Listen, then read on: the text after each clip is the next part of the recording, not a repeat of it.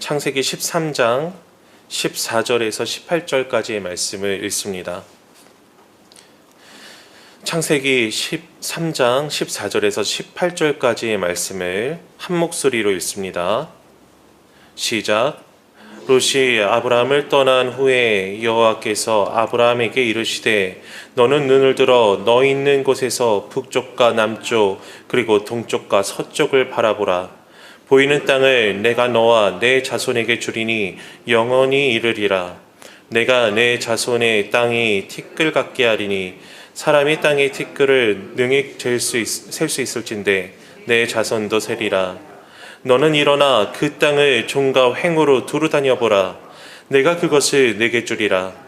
이에 아브라함이 장막을 옮겨 헤브론에 있는 마므레 상수리 숲에 이르러 거주하며 거기서 여호와를 위하여 제단을 쌓았더라. 아멘. 이제 비로소 아브라함이 정말로 정착하는 듯한 장면이 나옵니다. 제단을 쌓았다 라는 것은 거기에서 하나님을 제사하며, 그리고 이때의 개념을 오늘날에 그대로 가져오기는 좀 어렵지만 예배하며 이제 하나님을 바라보며 살기 원합니다 라는 고백이 있었다라고 보여집니다. 그런데 이 지역을 그가 선택한 것입니까? 하나님께서 주신 것입니까? 하나님께서 주신 것이지요.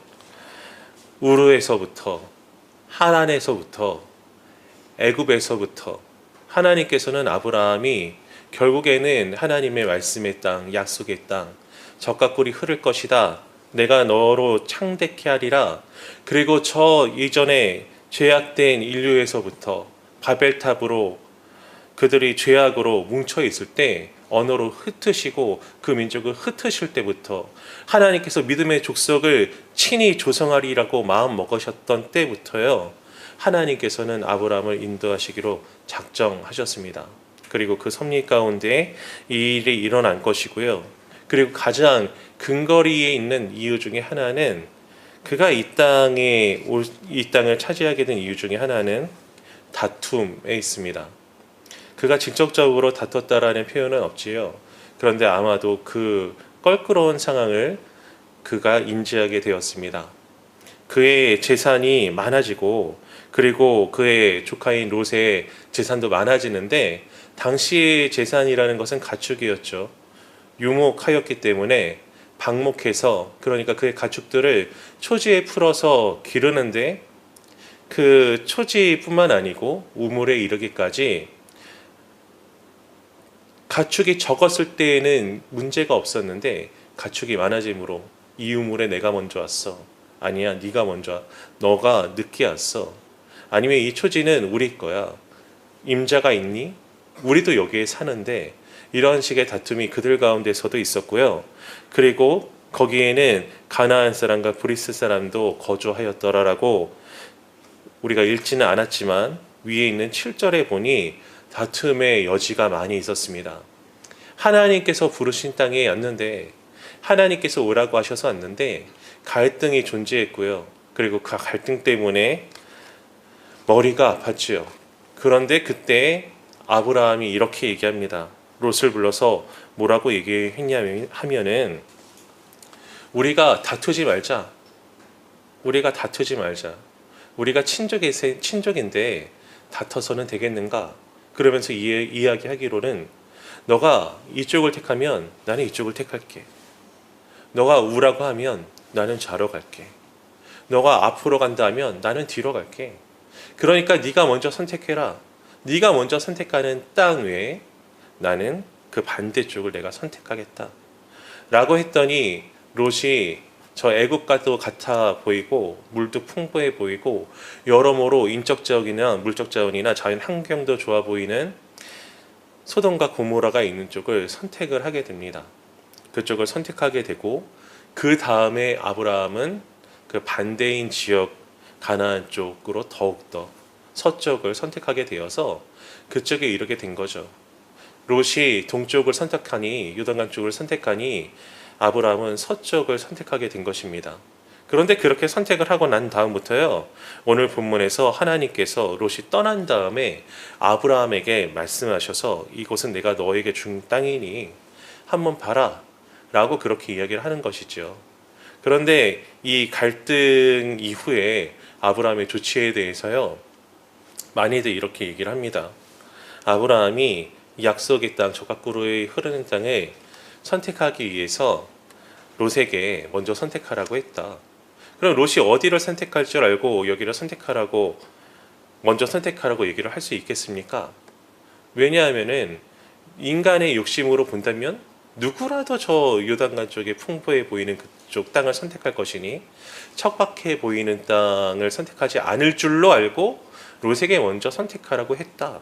이렇게들 이야기를 하는데 사실은 크게 동의하지는 않습니다. 저 같은 경우에는요. 만약에 그렇다면은 내가 여기 척박해 보이는 이쪽 가나안 땅 이쪽을 선택할 테니까 너는 어디든지 가고 싶은 대로 가라. 이럴 수도 있는 거잖아요. 사람의 눈으로 욕심으로 보기에 아브라함이 가고자 했던 땅이 좋아 보이지 않는 땅이라면은 내가 먼저 선택해 여기를 선택할 테니 너는 어디든 가라. 이래도 군소리 없을 갈 텐데 롯에게 먼저 선택하라고 했단 말이죠. 그 가나안 쪽을 선택하지 않을 줄로 예상하고 그렇게 하라고 했다. 저는 그렇게 생각하진 않고요. 롯이 그 반대 지역을 선택한 것 자체도 하나님의 은혜이지 않을까. 그리고 그에 앞서서 이런 갈등이 있는 것 자체도 하나님의 은혜이지 않을까.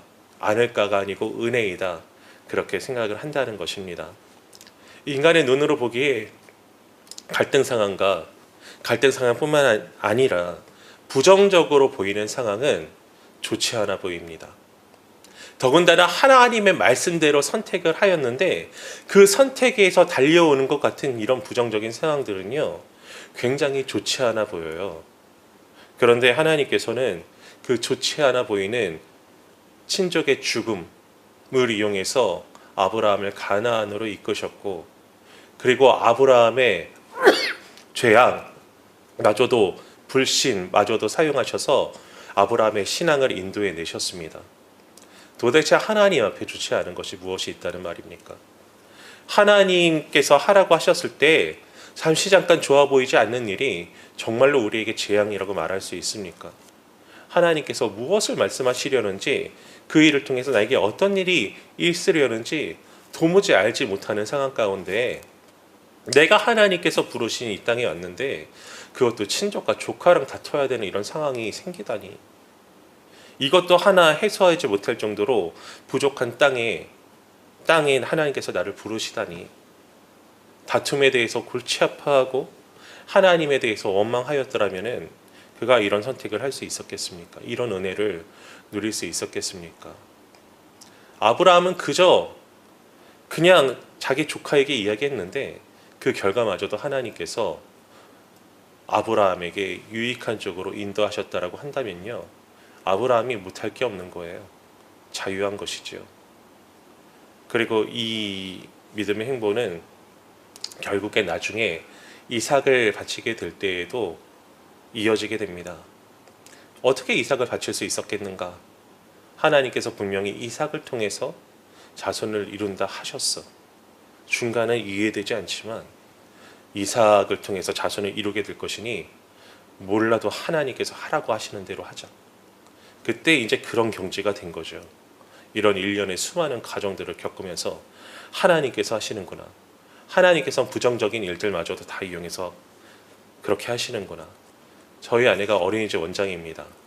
이제 장애전담 어린이집 원장인데, 근데 자녀들을 이제 보내기 시작하고 이제 예약을 해야 되는데, 아내 어린이집 구성원이 뭐 이렇게 자세히 말씀드려도 될지 모르겠지만 25명이 만석인데, 이제 그 24명이 만석인데 그 24명을 채워야지 바나나가 더 세워지고, 그리고 선생님도 채용을 할 수 있게 된다고 해요. 면접은 봤는데 이제 채용 취소를 한 분도 있고, 인원이 차지 않아서 이제는 인원이 차지 않은 채로 반편성을 해야 되겠다 하고 마음을 먹고 반편성 발표를 하려고 하는데, 이제 편성 발표하면은 고치거나 하기가 어려운 건가 봐요. 근데 발표를 하려고 하는데 어떤 한 어머니한테 전화가 오더랍니다. 전화가 오더니 어머니 어쩐 일이세요? 그랬더니 아 원장님 땡땡이가 등을 물려왔어요. 등을 깨물려왔는데 이게 어떻게 된 일이죠? 어린이집에서 그렇게 관리를 안 해주나요?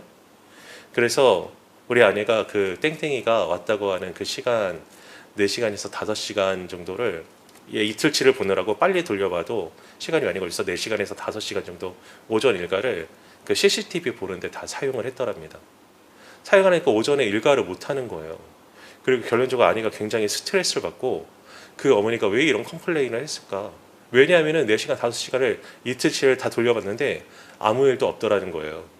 더군다나 그 아이가 약간 이제 장애가 있는 아이들이다 보니까 또 지체 장애도 있지만 어떤 이제 지적 장애도 있기도 하고 어떤 성격에 대한 그런 일들도 있어서 나쁘다는 게 아니고 오히려 자기 주변에 오른 아이들 다 밀어내는 그런 방어 기제가 굉장히 강한 아이더라는 거죠. 그래서 주변에 누가 얼씬도 못하는 거예요.